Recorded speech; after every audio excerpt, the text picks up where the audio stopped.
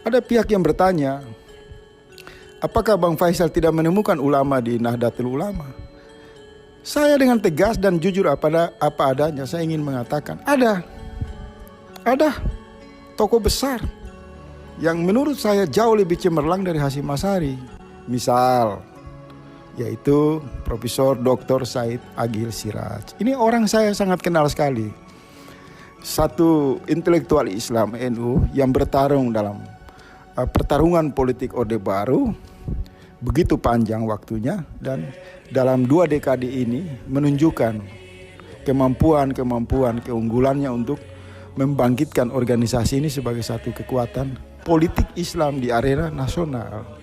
Hanya saja soal yang mulia, yang saya hormati, Al-Alama Pak Said Agil Siraj ini masih terkadang terjebak dengan kelompok-kelompok Gus Durian, terbawa arus politik identitas, politik asabiyah, sehingga dalam beberapa kesempatan beliau terkesan menyampaikan pernyataan-pernyataan yang mungkin menyakiti hati umat Islam, mungkin melukai dan mencederai perasaan publik.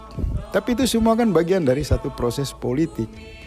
Tidak boleh kita menghukum orang dengan perbedaan-perbedaan politik yang mungkin itu bersifat hilaf. Sebagai manusia tidak sempurna dalam dimensi politik. Tetapi dalam perspektif keilmuan dan kemampuan sumber daya beliau sebagai seorang ulama tidak terbantahkan. Beliau sangat luar biasa. Ada yang menonjol pada diri Pak Said Agil Siraj itu adalah pribadi yang tawadu, pribadi yang sangat bersahaja, pribadi yang rendah hati. Pengen tertawakan saja, karena semakin kesini semakin blunder, semakin mungkin gak ada tema dan pembahasan tentang NU. Hanya yang dia tahu hanya seperti itu, sehingga muter temanya di sana. Ketika temanya sudah habis diputarkan kembali, dibuatlah kemudian narasi yang baru, yang bahkan meskipun bertentangan dengan narasi yang awal.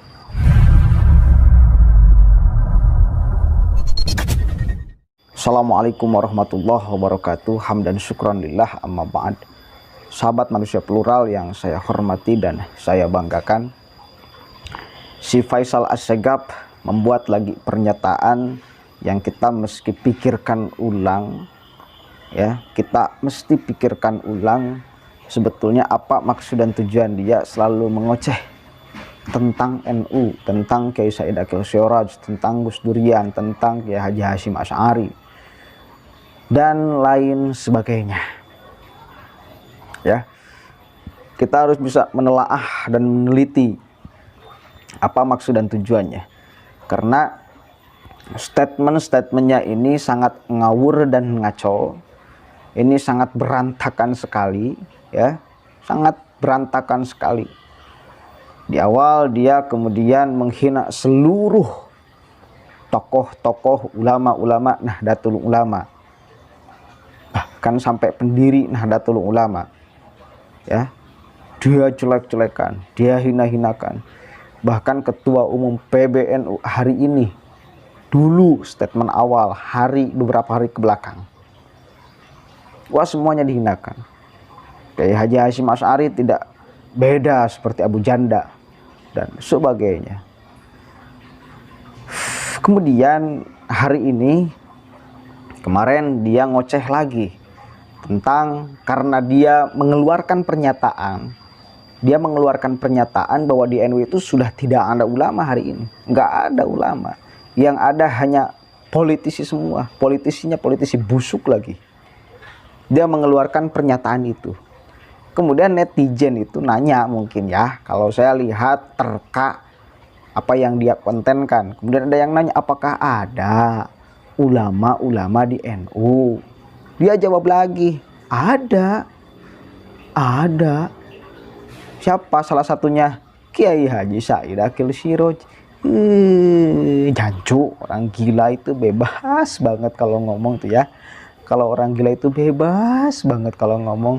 Kalau orang sinting itu bebas itu kalau ngomong.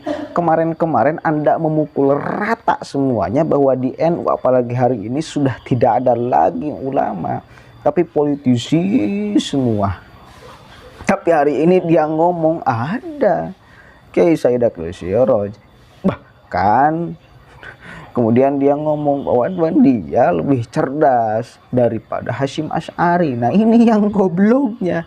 Kenapa bawa-bawa lagi Kiai Haji Hasyim Asy'ari? Mungkin sudah tidak ada lagi argumentasi. Apalagi ini tema untuk menjelek-jelekan NU. Bingung saya ya.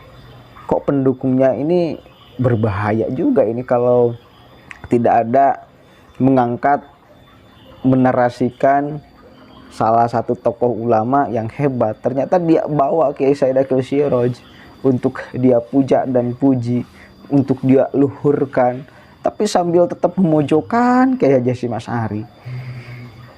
Ini sinting gilanya, ini keterlaluan orang ini ya, si Faisal As-Segaf. Mungkin sudah tidak lagi mendapatkan simpati dari siapapun dia, karena salah sasarannya, yang dia pukul semuanya. Ketika Anda memukul semuanya, yang sakit ya semuanya. Tapi anehnya sampai hari ini masih ada loh di berita-berita. Makanya saya ingin mengangkat ini. Tadinya ingin mengabaikan, tapi saya ingin menanggapi kegilaannya saja. Bukan serius ya, ini bukan serius. Seru aja menanggapi kegilaannya. Sampai ke sini ini tambah ngawur dan ngaco. Ini berbicaranya makin ngawur dan ngaco lah ya. Oh, dia membahas PBNU hari ini, yang pantas itu Kiai Said Akil Siraj karena dia ulama soleh dan sebagainya, tapi kadang-kadang terjebak di bus durian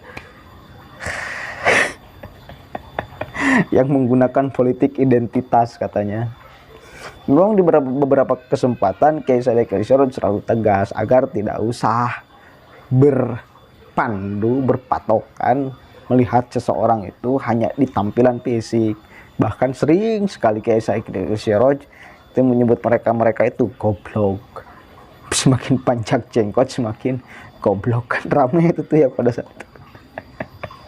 Sering mengeluarkan pernyataan-pernyataan itu, tapi memicu kita untuk berpikir. Kalau saya memicu saya untuk berpikir, kenapa sih? Apa sih dasarnya kenapa kemudian ada jenggot? Ternyata mereka-mereka yang menganggap bahwa jenggot itu sunnah tidak menerangkan semuanya. Kenapa tidak mengatakan bahwa gaya rambut Nabi itu seperti apa? Itu juga ada hadisnya, bahkan hadis Bukhari. Kenapa rambutnya tidak dibahas? Kenapa yang dibahas itu hanya jenggot? Kenapa gaya rambut Nabi itu nggak dibahas? Ternyata pas diteliti-teliti, ternyata mereka-mereka itu kebanyakan yang panjang jenggotnya ini kepalanya botak. Sehingga tidak menyeluruh, sunnah Nabi itu tidak dibicarakan semuanya. Ya, tidak semuanya dibicarakan. Ya, pas awal Nabi Muhammad nih, saya kasih tahu ya, pas awal-awal Nabi Muhammad itu gaya rambutnya itu dikebelakangkan. Gaya siapa ya? Dia primus ya, dikebelakangkan pas awal-awal tuh. Kemudian ketika beliau hijrah ke Madinah, dia melihat rabi-rabi Yahudi. Ya, kemudian rabi-rabi Yahudi itu gaya rambutnya itu dibelah dua. Kemudian beliau mengikuti, Nabi Muhammad itu mengikuti gaya rambut ala rabi Yahudi. Itu sahih hadisnya Bukhari. Kenapa yang itu tidak disebutkan? Bahkan level hadisnya lebih sahih, riwayatnya Bukhari Muslim. Kalau yang jenggot itu riwayatnya Abu Dawud. Lebih sohehan yang rambut. Itu kalau kita mau berbicara tentang sunnah ya, silahkan. Yang merawat jenggot sunnah memang sunnah, tapi jangan sampai lebih panjang daripada kepalan tangan. Kalau Nabi Muhammad itu sunnah itu kalau sudah gini, udah melebihi ini harus dipotong, ini potong. Ada kan yang segini, ini mah bukan sunnah Nabi Muhammad tapi sunnah Sinterklas.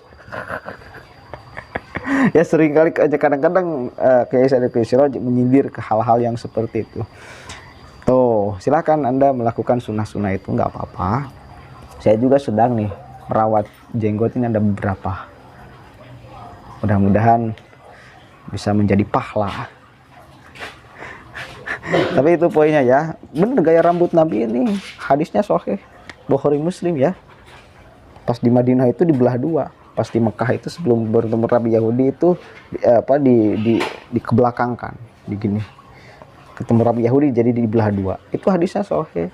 Silahkan ikuti gaya rambut Nabi kalau dirasa bahwa itu sunnah. Itu bro. Kembali lagi kepada tema awal, si Faisal Assegaf. Mari kita anggap sebagai lelucon saja. Saya juga membuat konten ini tidak terfokus pada dia ya. Apa namanya ya? Pengen mentertawakan saja, karena semakin kesini semakin blunder, semakin mungkin gak ada tema dan pembahasan ya tentang NU. Hanya yang dia tahu hanya seperti itu, sehingga muter temanya di sana. Ketika temanya sudah habis diputarkan kembali, dibuatlah kemudian narasi yang baru, yang bahkan meskipun bertentangan dengan narasi yang awal. Mending kalau Anda itu sekelas Imam Syafi'i misal. Aduh, sekelas Imam Syafi'i itu kan ada kaul kodim, ada kaul jadid. Kaul yang pertama dihapus oleh kaul yang kedua. Kaul yang pertamanya sangat bermanfaat, kaul yang kedua juga sangat bermanfaat. Nah, Anda Faisal Assegaf, kaul yang pertama berantakan, gak ada sama sekali manfaatnya. Kaul yang kedua juga berantakan, gak ada sama sekali manfaatnya. Jadi manusia yang selalu mengatakan sangat ngawur dan berantakan serta ngaco adalah manusia yang menghilangkan sedikit dia punya akal. Ya, seperti itu. Kalau manusia sudah menghilangkan akalnya, maka lepaslah kemanusiaannya. Karena perbedaan manusia dengan hewan itu adalah terletak dari akalnya. Kalau hanya manusia tanpa dia punya akal, maka manusianya hilang, yang ada hanya hewannya. Al-insan hayawanun natik, manusia itu adalah hayawan yang berpikir. Berpikirnya dihilangkan, berarti hanya hayawan doang. Dan mari kita tertawakan hayawan yang sedang berbicara.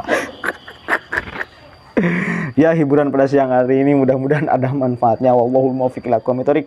Wallahu a'lam bishawab. Assalamualaikum warahmatullahi wabarakatuh.